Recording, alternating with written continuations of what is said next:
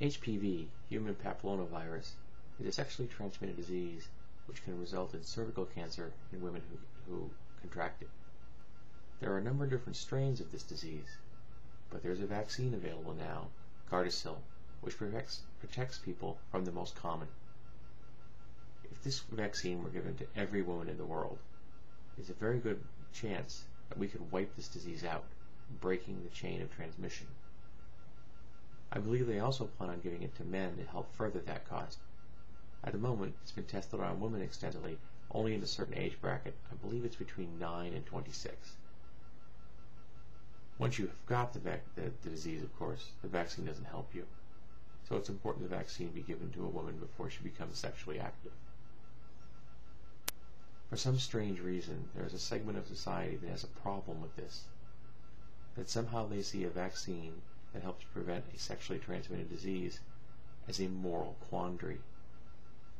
This isn't a moral issue. This is an issue of protecting a woman from death. A pointless death. A preventable death.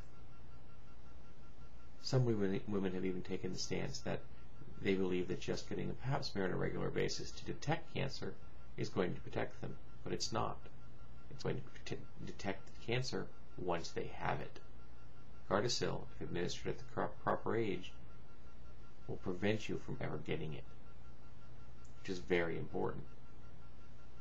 And I find it appalling that some members of established religions, usually of a fundamentalist Christian variety, are opposed to vaccinating women and girls from a disease that could kill them later in life. A disease that they could contract through no fault of their own, even if they were to say only have a single partner. Because the attitude around this vaccine and the associated disease seems to be, unless you're a slut, you shouldn't worry about it. But the reality is, you don't control who your partner sleeps with. And if your partner slept with someone who had the disease, they can give it to you, even if they are your only partner in your entire life. So rather than make this a moral quandary issue, why don't we just make this a medical issue? Yes, the disease is transmitted sexually. Some people have a difficult time with it, handling that issue, and I'm sorry for you.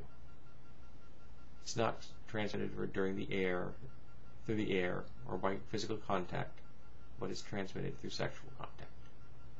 That's just the way this disease works. When we have a vaccine against the disease, the transmission method is pointless. You give the vaccine to as many people as possible, particularly people who are in parts of the world where they don't get regular gynecological examinations, where they don't have access to the types of medical treatment that might help you if you are in fact diagnosed with cervical cancer. I just can't understand how a group of individuals who use their name of Christian can decide that a group of people that have no control over this disease are now worthy of death simply because the Christians view them as being immoral. That doesn't really seem to be a very Christian stance to me.